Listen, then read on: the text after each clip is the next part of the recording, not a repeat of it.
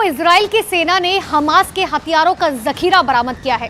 RPG, hand grenade से लेकर anti craft launcher और एंटी टैंक मिसाइल, कई खतरनाक हथियार मिले हैं। अब इजराइल दरअसल ये मानने लगा है कि हमास का ईरानी गोदाम एक्टिव हो चुका है। ईरानी गोदाम क्या है?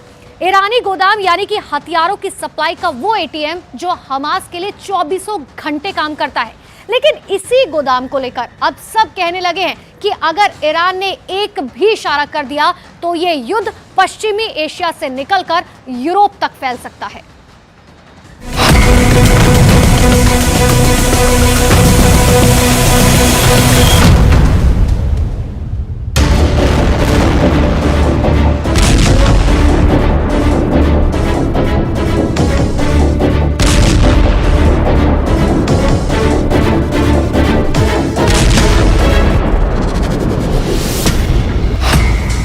इजराइल पर हमास के अटैक के पीछे ईरान था, इसके सबूत मिल गए हैं।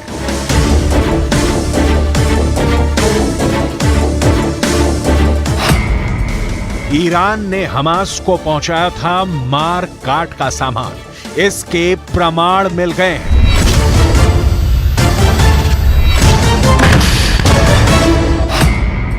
इजराइल में मौत बांटने के लिए हमास को ईरान ने हथियार मुहैया कराया था, इसका प्रूफ सामने आ गया है।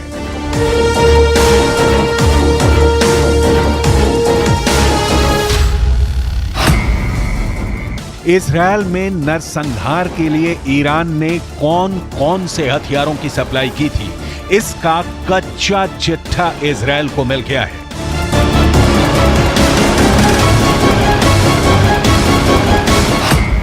हमास ने हमले में थर्मोबैरिक ग्रेनेड का इस्तेमाल किया, जिस पर मेड इन ईरान की मोहर लगी है। हमले में हमास के लड़ाकों ने जिस AK-47 की गोलियां बरसाई थी वो हमास को ईरान से मिली थी। मोटार रॉकेट से हमास ने इजराइल में आग लगाई थी, वो सभी मोटार रॉकेट ईरान में बने थे। सिर्फ इतना ही नहीं, इजराइल के खिलाफ इस्तेमाल के लिए जुटाए गए हथियार, हथगोले, विस्फोटक, टाइमर और आत्मघाती ड्रोन पर भी मेड इन ईरान की मोहर लगी थी।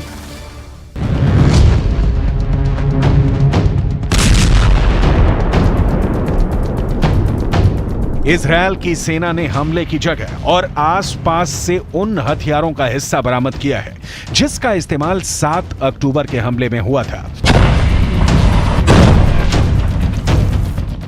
इजराइल की सेना का दावा है कि ये हथियार हमास ने तैयार नहीं किए हैं। इनमें से अधिकतर हथियार ईरान से मिले हैं और कुछ उत्तर कोरिया से मिले हैं।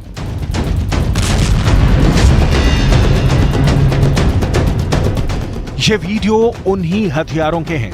इन हथियारों को इजराइल की सेना ने गाजा में सीज किया है।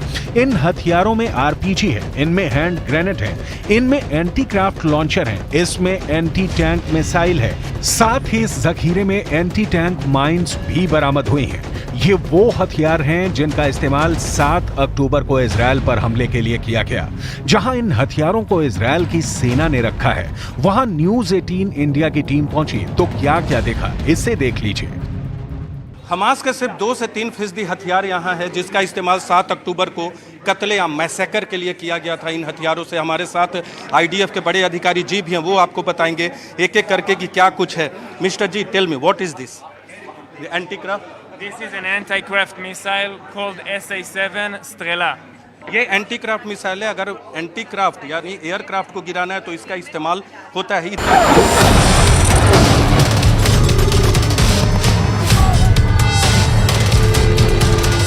यहां इजराइल की सेना ने हमास को मिले थर्मोबैरिक ग्रेनेड भी दिखाए। इजराइल का दावा है कि हमास ने थर्मोबैरिक ग्रेनेड को घरों में फेंका था, जिससे कुछ ही सेकंड में घरों को जला दिया गया। इजरायली सैनिकों ने ईरान में बनी मोटार रॉकेट भी बरामद की हैं। Here is a different type of explosives, of charges. For example, this one here is a thermobaric grenade that was used to burn rooms inside the houses.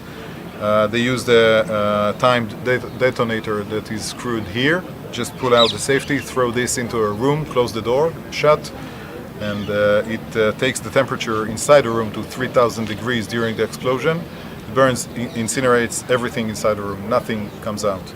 We've seen many of those being used, and we collected many of those that weren't used in the field. Israel की सेना का दावा है कि Gaza से जो हथियार मिले हैं उससे साफ होता है कि ईरान हमले की प्लानिंग में शामिल था। इजरायल की सेना के मुताबिक ईरान ने हमास को घातक हथियारों की सप्लाई की। हथियार मिलने के बाद इजरायल पर हमले की साजिश रची गई और 7 अक्टूबर को दक्षिणी इजरायल में जानलेवा हमला किया गया, जिसमें 1400 लोग मारे गए। You should notice the sheer amount of launchers. Though this type of equipment is being used in the field to hurt tanks and personnel carriers, but those were used during the attack on houses, on the kindergarten that we've seen in schools. We see here the different types of rockets that were used.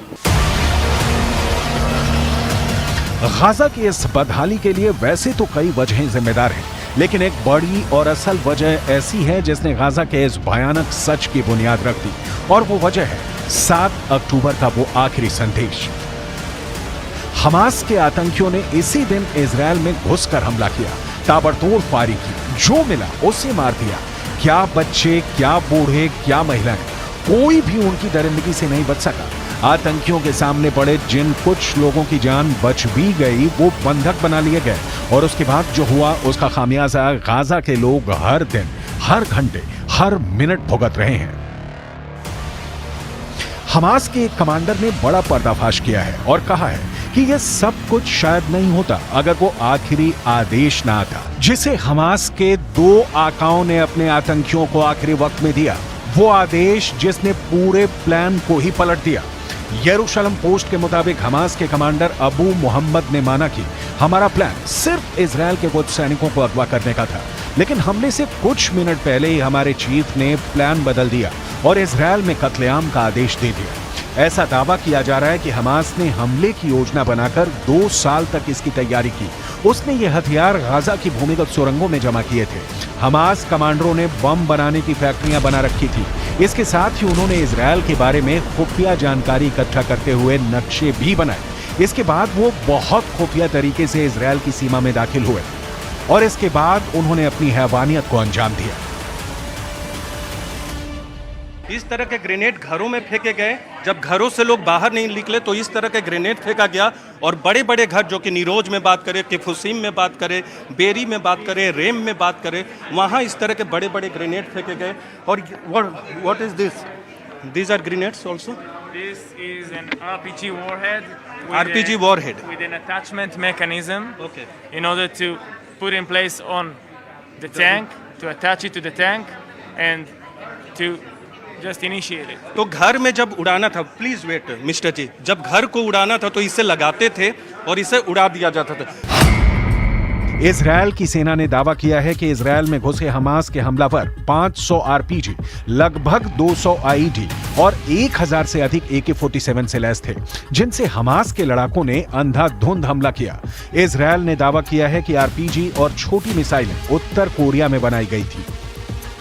जो है लेकर आए थे Hamas के आतंकवादी सैकड़ों हजारों की संख्या में, ये नॉर्थ कोरिया में बना है। North Korea, Yeah, North Korea anti-person RPG. And Russian made, what is Russian made here? Over there we have RPG-7, originally made in the Soviet Union. आपको बता दी ये सोवियत यूनियन में बना है 80 के दशक में आरपीजी, मौजूदा रूस में नहीं, ये कहना है। What are this? This is RPG-7 VR, homemade by Hamas. You can ये check home, it with you. देखिए ये होममेड है, हमास ने बनाया है। तमाम जानकारी हमारे साथ दे रहे हैं। ये हमास का RPG-7 VR, ये अरबी में लिखा है।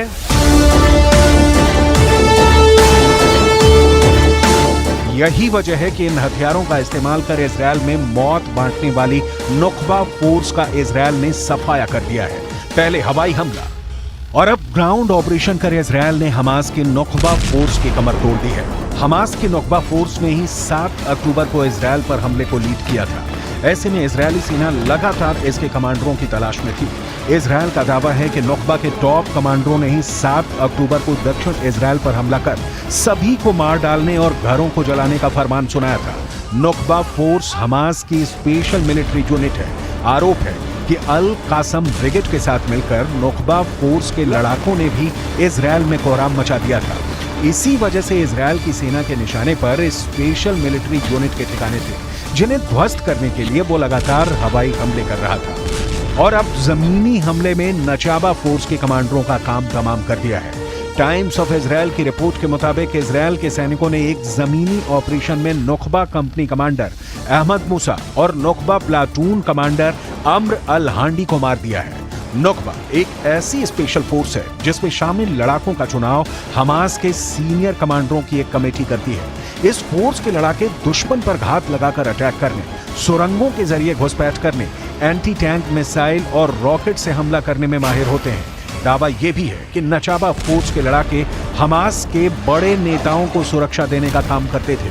अब इजरायल की सेना बहुत बेरहमी और क्रूरता के साथ हमास का सर्वनाश कर रही है और इसमें सबसे बड़ा नुकसान गाजा पट्टी के लोगों को भी झेलना पड़ रहा है।